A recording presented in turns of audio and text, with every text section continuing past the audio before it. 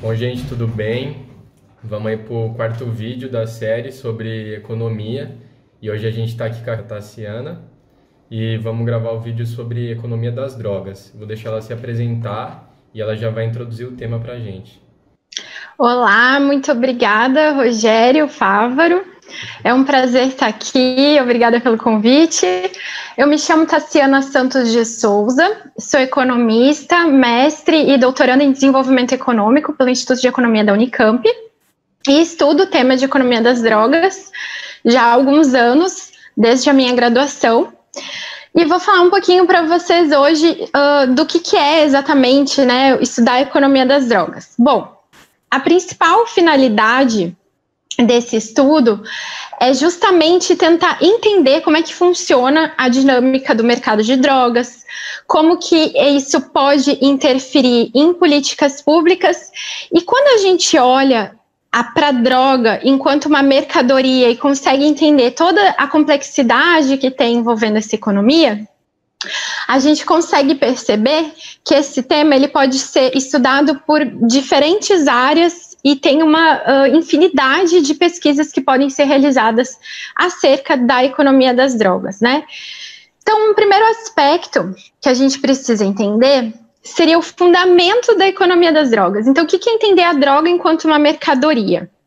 A gente, muitas vezes, e principalmente, né, por conta de como se veicula esse tema na mídia, em políticas, as pessoas costumam olhar muito para as drogas como um problema social ou como uma questão do ponto de vista do consumidor que está querendo buscar um prazer ou um alívio, ou, enfim, de diversas formas. Em termos de economia das drogas, a gente precisa entender que se trata de uma mercadoria e que esta mercadoria envolve todo o fluxo circular da economia, ou seja, muitas das substâncias vão vir de uma produção que envolve toda uma cadeia produtiva que vai gerar emprego, renda, que vai envolver uma dinâmica que, por se tratar de uma mercadoria ilegal, ela vai ter condições diferentes de uma mercadoria formal. Então, muitas vezes, o trabalho que se trataria, no caso de uma economia formal, de um trabalho com carteira assinada ou dentro dos parâmetros legais, no campo da economia das drogas ilícitas, vai se tratar muitas vezes de trabalho infantil, trabalho informal, trabalho escravo e em condições extremamente violentas, né? Que a gente muitas vezes pensa num primeiro momento no tráfico na favela, mas não se trata só disso, né? Também existem questões no campo, com cultivo das substâncias ou até de laboratórios, né? Por parte da produção de substâncias sintéticas. Quando a gente pensa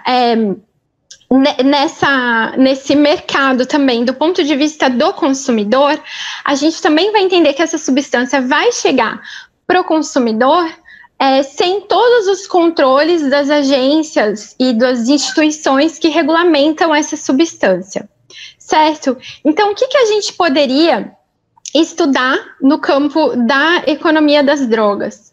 Bom, a gente pode já pensar desde a parte de história econômica, que abordaria como que essas substâncias elas eram comercializadas, né, desde as grandes navegações, lá no período da mercantilização, que se comercializavam algumas drogas e especiarias, até passar por um período de industrialização, e aí a gente entende, quando a gente estuda a história das drogas, como que essas substâncias elas vão ficando mais potentes a partir da sintetização, do avanço da indústria química, da sintetização de compostos químicos, até passar para a situação atual, né? Passa pelo todo o início do proibicionismo e do combate da guerra às drogas, em que se acentua a ilegalidade, a violência toda inerente ao tráfico dessas substâncias.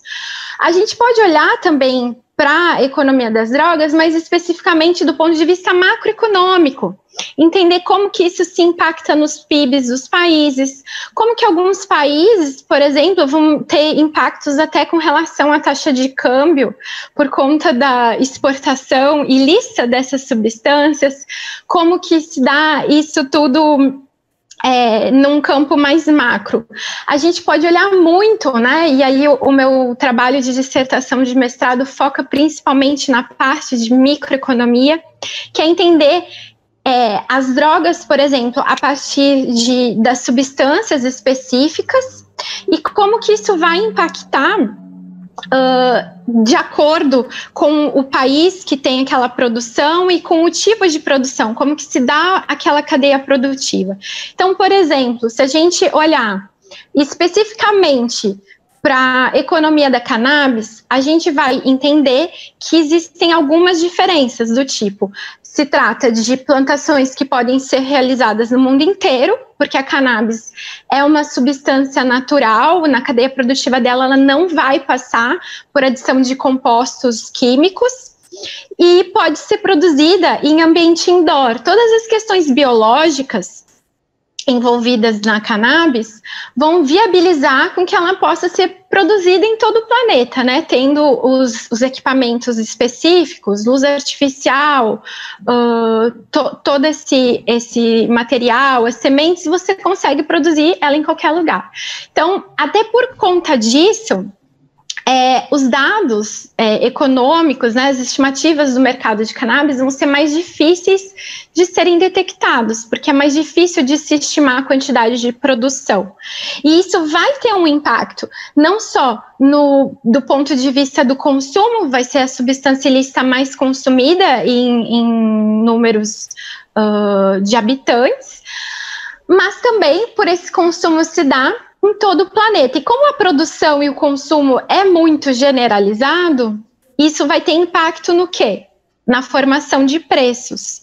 Então, a formação dos preços da cannabis vai depender muito das condições locais de cada região, de como que vai se organizar o tráfico, a dinâmica de cada região. Lembrando que, no caso em especial da cannabis, existe também um outro tipo, que é o autocultivo, que é uma iniciativa de tentar tirar essa substância de uma lógica comercial. Embora, logicamente, não tenha como se tirar totalmente da lógica comercial, porque você vai precisar consumir insumos para esse tipo de produção, mas de se tirar do narcotráfico ou, no caso de países legalizados, de grandes empresas, né? Quando a gente olha, por exemplo, para o mercado já de cocaína, e se a gente for olhar, por exemplo, também para o de heroína, a gente vai ver que se trata, por uma questão de análise da cadeia produtiva dessas substâncias, de condições mais específicas, né? Então, o que a gente pode falar um pouquinho disso? A cocaína, 98% da planta, né, da folha de coca, que vai ser a base principal da produção de cocaína, ela está concentrada em 3 países, que é Peru, Bolívia e Colômbia. Então, imagina, né, num globo, 3 países concentrando quase que totalmente a produção do principal insumo, o cultivo do principal insumo de cocaína. Isso vai ter impactos, tanto em como que vai se organizar a dinâmica do tráfico para se distribuir para o resto do mundo, quanto na formação dos preços. E da mesma forma, a heroína também é um caso semelhante, né? Mas não é tão concentrada quanto, por exemplo, a produção de cocaína, porque a papoula, né, que vai ser a substância que vai fornecer o ópio, ela é concentrada principalmente em 3 regiões do globo, né? Um pouco na América Latina, mas principalmente no Sudeste e Sudoeste da Ásia. Tudo isso que eu estou falando são questões que envolvem a microeconomia, né, das drogas. A gente pode olhar ainda, do ponto de vista microeconômico, para o estudo dos consumidores de drogas, que foi, na verdade, o que originou, digamos assim, os primeiros estudos sobre economia das drogas, né? Quando que surgiram esses primeiros estudos de economia das drogas? Eles surgiram lá por volta da década de 60, O principal economista que começou a estudar economia das drogas foi o Gary Becker, que alguns anos depois ele chegou a ganhar o prêmio Nobel, não só por esse estudo, mas por diversos estudos que ele fez. E o que motivava os economistas a estudarem esse tema estava muito inserido naquela lógica do início do proibicionismo, em que se falava muito que a droga era uma substância que causava sempre dependência química. E como que seria, então, um consumidor de drogas, né? Será que seria uma pessoa que faria qualquer coisa para continuar consumindo drogas? Será que ele consumiria drogas a qualquer custo? Será que ele faria qualquer coisa para poder comprar a droga? Ou ele reorganizaria de acordo com a sua renda? Ele conseguiria mudar? Como que seria a elasticidade consumo-renda, elasticidade consumo-preço desse consumidor? Então, os principais estudos nesta década, eles envolviam muito essas questões. E eram estudos muito ortodoxos. O que eu quero dizer com isso? Eram estudos muito baseados numa lógica que vê o consumidor, né, ou o agente econômico, como homo economicus, que seria um homem, né, um indivíduo que tomaria suas decisões tentando maximizar a sua satisfação e sempre usando modelos que se apoiariam na cláusula do ceteris paribus, que é, vamos congelar todos os demais fatores, vamos rodar aqui um modelo e ver como que ele vai responder às mudanças de preço, como que esse consumidor vai responder às mudanças de preço. Essa é a pior forma de se estudar economia das drogas. Por quê? Neste caso, este campo de estudos se trata de um campo muito interdisciplinar. Então, para você estudar economia das drogas, você vai ter que estudar, ler e entender um pouco da questão biológica, farmacológica, de questões de direito que vão interferir no mercado, de questões de psicologia, de medicina que vão interferir no indivíduo. E a gente sabe que existem diferentes motivações que estimulam um consumidor a usar uma substância ou não só de drogas, né, mas de vários tipos de consumos que envolvem emoções, questões psicológicas, né, que não se trata de uma racionalidade econômica que vai envolver somente preço e a decisão dele de quantidade de consumo, como a gente costuma estudar no início dos cursos de economia. Essa abordagem, ela acabou sendo refutada, porque os estudos se contradiziam, vários estudos acabaram mostrando que o consumidor de drogas se portava de uma forma, tinha uma curva, por exemplo, mais elástica, outros falando que era mais inelástica, outros falando que era elástica no longo prazo, outros no curto prazo, e enfim, a abordagem que a gente indica que é mais adequada para se entender o consumidor de drogas ou toda a dinâmica do mercado vai ser aquela que olha para o contexto. Então, todos esses múltiplos fatores, todas essas diferentes abordagens vão nos levar a um direcionamento de como que o mercado, tanto do ponto de vista do consumidor quanto dos produtores, dos traficantes, vai responder às políticas públicas, ou seja, o que o Estado faz com isso, como que essas diferentes peças, digamos assim, né, essas diferentes lógicas vão funcionar e vão brigar por diferentes conflitos de interesses, certo? Por isso que eu digo que todo o estudo de economia das drogas acaba se tratando, de certa forma, de um estudo de economia política, porque é disso que se trata. E aí tem uma série de aspectos também do campo da economia social que a gente pode abordar, né? Tanto de associar algumas substâncias a algumas classes sociais específicas, quanto da própria questão do tráfico, né? De se tratar de um tráfico em favela, de se tratar de um tráfico numa festa rave. Tudo isso vai interferir na dinâmica do mercado, dos preços. Falei muito brevemente do tema, mas se alguém se interessar, eu me coloco à disposição e, inclusive, indico alguns textos para serem lidos a respeito. Mas é um tema muito legal que vale muito a pena a gente estudar e ir atrás, porque é muito importante e afeta a vida direta ou indiretamente de todos nós hoje em dia. Bom, muito obrigado, Tassiana. Muito legal a sua pesquisa. Inclusive, me identifiquei bastante, porque o Gary Becker, ele escreveu o livro Economia da Discriminação também, né? Ele vai falar disso, vai tratar da questão racial e tal. Então, além de existir uma disputa no campo das drogas entre a economia neoclássica e a economia heterodoxa, nas outras questões elas também estão presentes, como na questão racial, de gênero, enfim, eles disputam essa narrativa de um homem simplesmente econômico, né? Que age em situações racionais. Bom, então, acho que a gente pode passar para as perguntas. A primeira pergunta é o seguinte: quais indicadores são usados para mensurar os impactos das drogas na economia? É possível calcular os ganhos dos traficantes, vistos que não há dados estatísticos sobre? Essas perguntas são muito boas e muito inteligentes. Bom, quais indicadores são usados para mensurar os impactos das drogas na economia? Tem vários indicadores. E como a gente está estudando um tema que é muito peculiar, né? É muito difícil. Você não vai abrir uma planilha no IBGE para conseguir alimentar os dados da sua pesquisa, né? Então, existe um observatório de estudos sobre drogas que faz parte da SENAGE, da Secretaria Nacional de Políticas sobre Drogas, que é um departamento federal aqui do Brasil. Eles contratam algumas instituições para fazerem um levantamento nacional sobre drogas. Essas instituições aplicam alguns questionários. A partir das respostas desses questionários, eles conseguem levantar dados, por exemplo, sobre preço, consumo, oferta e demanda. Então, como que a gente pode observar no campo de drogas estimativas de oferta, né, ou de demanda?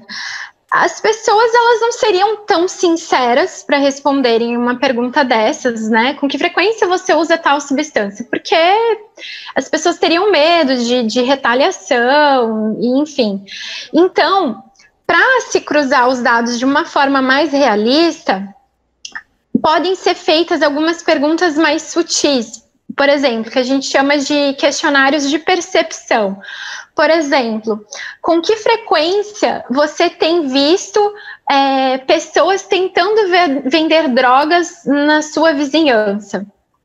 Ou com que frequência você tem visto pessoas tentando comprar drogas na sua vizinhança? Ou ainda, com que frequência você tem visto pessoas sob efeitos de substâncias psicoativas ilícitas na sua vizinhança, no seu bairro, enfim. Então, todos esses dados, eles vão sendo coletados. Mas, a nível global, a gente tem importantes relatórios que são da ONU, né, que são publicados anualmente pelo Escritório de Drogas e Crimes das Nações Unidas, em que eles fazem um levantamento e essas estimativas de todos esses países. Então, eles coletam dados, os países mandam esses relatórios, esses dados, essas informações, e aí eles cruzam os dados de diferentes formas, desde o uso de satélite. Então, eles conseguem pegar muitas imagens, por exemplo, de cultivo de algumas plantas e substâncias ilícitas por imagens de satélite. Eles conseguem cruzar esses dados e aí eles têm vários estudos que conseguem estimar o quanto que, por exemplo, X hectares de plantações de folha de coca podem gerar tantos quilos de cocaína. Eles fazem esses estudos e aí conseguem publicar uma estimativa do mercado. Também usam dados de apreensão, usam vários dados. Aí, se você olhar os relatórios, você vai ver que os dados mais difíceis de serem estimados são os de cannabis, justamente pelo que eu comentei, né? Por ter uma produção indoor, por ser mais difícil de pegar e por se tratar de uma substância natural, diferente da cocaína, que é feita com adição de alguns compostos químicos, e da heroína também. Bom, com relação ao cálculo dos ganhos dos traficantes, não tem como saber, porque parte do mercado que chega para eles, às vezes, é consumido por eles mesmos, né? Hoje em dia existe uma diferença. Antigamente, na década de 80, não era tão associado, por exemplo, o tráfico ao próprio consumo, era mais, assim, separado da venda. Hoje em dia já é tudo muito misturado. E também porque existe uma perda em cima de apreensões e não tem como se saber o fluxo que chega até eles, né? Então, tudo que se estima são alguns estudos que podem fazer algumas estimativas, né? Então, vão ter alguns estudos, por exemplo, que vão conseguir estimar, por exemplo, do preço final que chega a cocaína nos Estados Unidos, qual que é a margem adicionada do mercado de varejo, que vai ser aquele que vai vender a grande quantidade, do mercado de atacado, que vai ser aquele que vai vender a grande quantidade, para o mercado de varejo, que vai ser aquele que vai vender aquelas quantidades menores para os consumidores finais. Então, se consegue estimar os percentuais adicionados. Mas o ganho é muito difícil, até uma questão polêmica de se tentar calcular, porque dentro dessa parte do ganho existe um percentual que não é considerado como lucro, porque se trata de um risco que é muito alto, que envolve o tráfico, né? Que envolve o comércio de substâncias ilícitas, e muitas vezes esse valor que é considerado adicionado não se trata especificamente do lucro, porque esse risco tem um custo e ele deve ser estimado também. Ok. Não sei se ficou claro? Ah, ficou. Nossa, foi muito profundo, obrigado. Imagina. Vamos lá então para as próximas. Historicamente, qual a influência do mercado de drogas no PIB dos países? E como se deu a influência ao longo do tempo? Aí vem a quarta pergunta, que é quanto aproximadamente o governo perde em arrecadação? Então, eu pelo menos não tenho conhecimento em termos de valores específicos do PIB do mercado de drogas nos países. O que a gente consegue entender? Que se as drogas fossem substâncias lícitas, né, legalizadas, elas fariam parte do PIB, porque fazem parte da produção do país. Mas o impacto disso a gente não sabe, justamente por causa dessa falta de dados.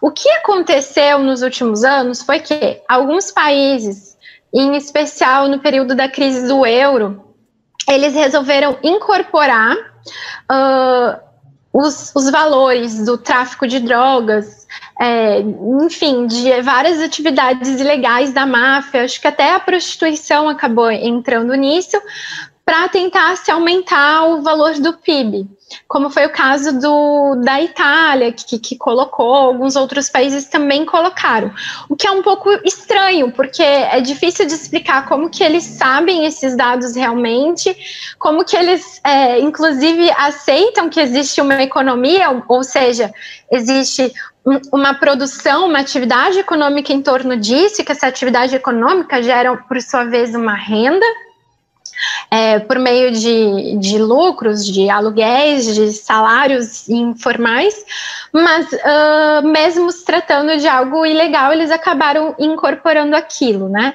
Com relação ao Brasil, existe um estudo que foi realizado em 2016 pela Câmara, se eu não me engano, foi a pedido do Jean Willis, que tinha um projeto de legalização da cannabis no país, em que eles fizeram um estudo extremamente metódico. É um estudo um pouco ortodoxo, mas ele é bem detalhado, ele envolve vários fatores, desde custos que o Estado tem com relação à guerra às drogas, né, de presídio, de tratamentos de saúde, enfim, até a questão das vendas. E aí eles traçaram dois cenários, um cenário mais otimista, outro mais pessimista. No primeiro cenário, que seria o mais baixo, eles estimaram que envolvendo diferentes tipos de impostos, o Brasil conseguiria arrecadar em torno de 5 bilhões de reais por ano em cima do mercado de cannabis. E no cenário mais otimista, né, seria em torno de 5,9 bilhões. Então, seria em torno disso. Esse estudo recebeu algumas críticas, principalmente com relação ao preço que se considerava como um preço de venda.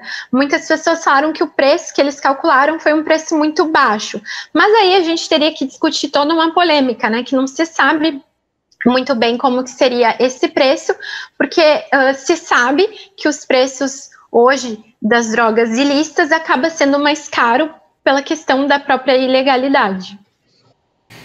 Perfeito. Bom, então vamos para a última pergunta agora. De que maneira a legalização da maconha pode diminuir o poder do narcotráfico?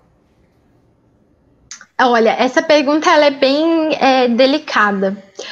Bom, o poder do narcotráfico acaba se perdendo num primeiro momento com uma legalização da maconha, porque a maconha acaba sendo a substância mais consumida. Ela não necessariamente vai ser a substância de maior valor agregado. O que eu quero dizer com isso?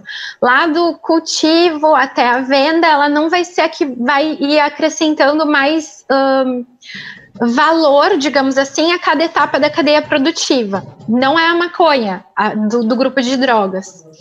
Mas, como se trata do maior mercado consumidor e tem um volume grande de vendas, você tiraria parte dessa renda do narcotráfico, não totalmente, porque ainda se acredita que mesmo legalizando a maconha, possa existir sim ainda um comércio informal. Mas aí eu lembro que esse comércio mais informal, né, esse comércio ele não seria necessariamente ilegal, não se trataria de um tráfico ilegal, se trataria de um contrabando que é uma situação muito mais branda, né, em termos de ilegalidade.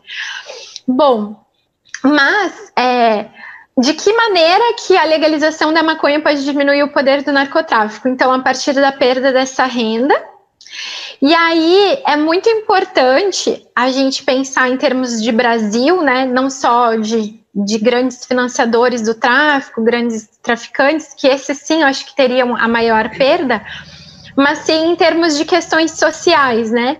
Considerando que o tráfico de drogas no Brasil, principalmente no varejo, ele acaba tendo um grande impacto em setores mais pobres, mais vulneráveis. Isso poderia trazer alguns prejuízos se não fosse feito de uma forma social, com maior distribuição de renda, maior geração de emprego, de forma que se pudesse deslocar toda essa perda de renda, de empregos envolvendo esse nicho ilegal, né, da economia, para uma economia formal.